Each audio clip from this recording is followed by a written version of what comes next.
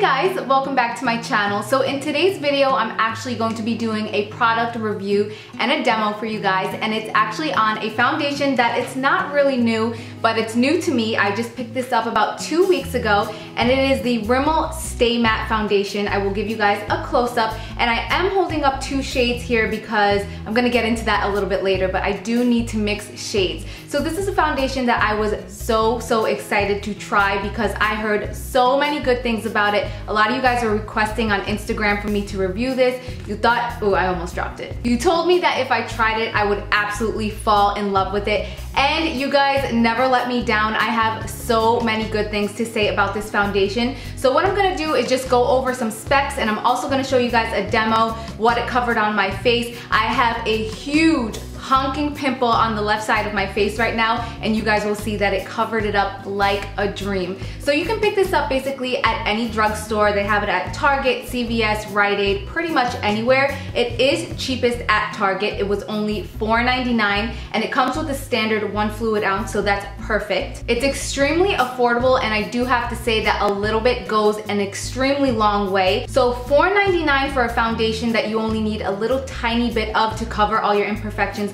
I think is a great deal. So the packaging I absolutely love because it comes in this little squeezy tube, and what I like to do is just pour it right onto my brush.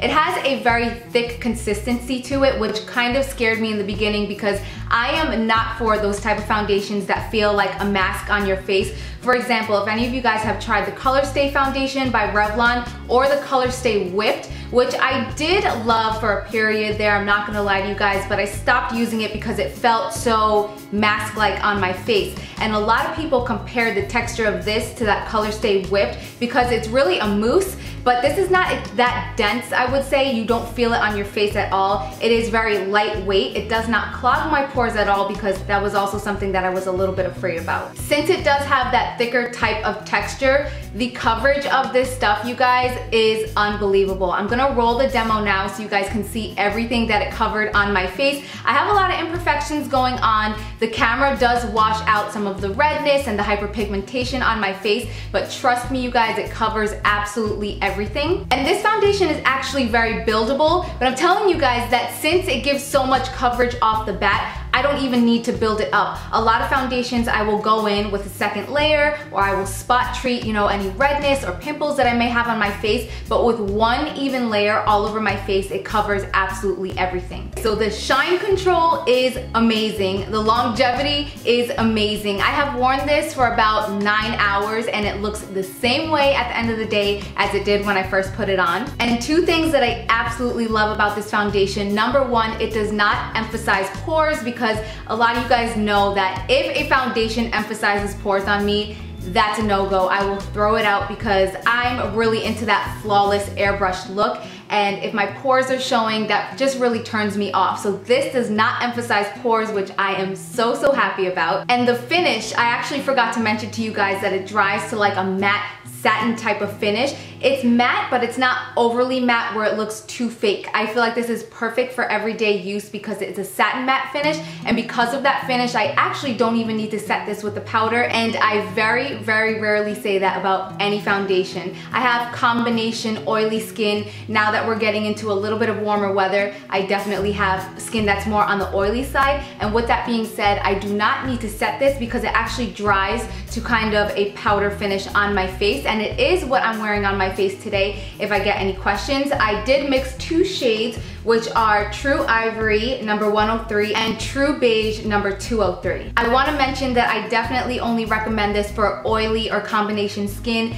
If you have dry skin, this is going to cling to any dry patches that you have on your face. So I would stray away from it if you have dry skin. If you have oily skin, I think you will definitely love it. Alright, so I think that I have fully convinced you guys that I really do love just about everything about this foundation. But now I'm going to get to the bad part, the sad part. And I am really sad about this, guys, because this is one of the foundations that I feel like I have found in the drugstore that completely covers everything that I want in a foundation. It's absolutely perfect except for one thing, and that is the color selection. Now it does come with 8 different shades, which is an okay range, But the thing is that almost every single one dries to like an orange pink undertone. And I have extremely yellow undertones, so almost none of the shades work on me. So what I did is I did a lot of research online to find the most yellow undertone shades, and I actually wrote them down to share them with you guys.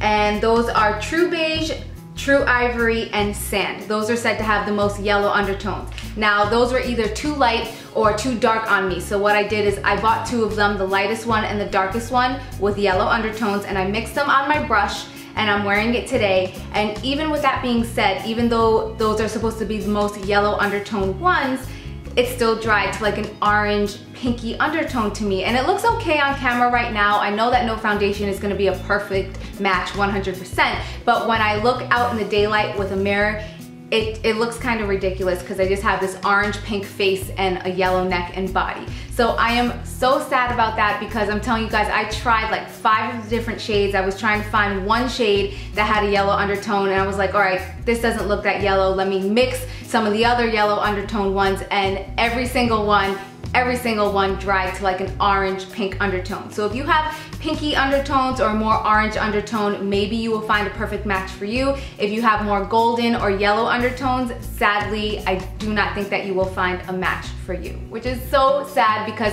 I love this foundation so much, you guys. I'm not kidding you. It's an amazing price. The finish is absolutely gorgeous. It lasts all day long. It does not emphasize my pores. It does not crease in any fine lines or laugh lines, which a lot of foundations do that on me. And I just love everything about this foundation, but I cannot find a good color match. So please, Rimmel, if anyone from Rimmel ever watches this, please make more shades for us girls with yellow undertones. Please, I beg you.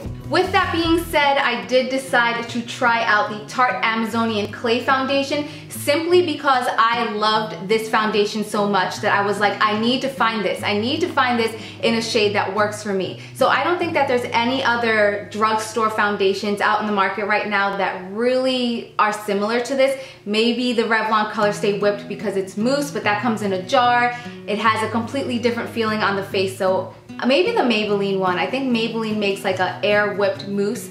I don't think that it will have the amazing coverage that this one does have. But anyway, since I like this so much, I did decide to try out the Tarte one because I thought it was going to be the most similar. This was $4.99. This was $40. So if you guys want to see a review on the Tarte Amazonian Clay Foundation, I do have to say that they have a lot of yellow undertone shades. So the shade match is perfect. But to be honest with you guys, I really don't love the formula of this one just as much as I love this. If you guys want to see, you know, a whole review and demo on this foundation next, make sure to thumbs up this video and let me know in a comment down below. Let me know what you guys think about this Rimmel foundation, if you were able to find a match for you. If there's a yellow shade out there that I just don't know about, please let me know because I am so desperate to make this work because I absolutely really love it. So thank you guys all so much for watching. I hope this helped you out. If you wanted to learn a little bit more about this foundation, definitely recommend picking it up if you don't have yellow undertones. Thank you guys all so much for watching, and I will see you in my next video. Mwah. Bye!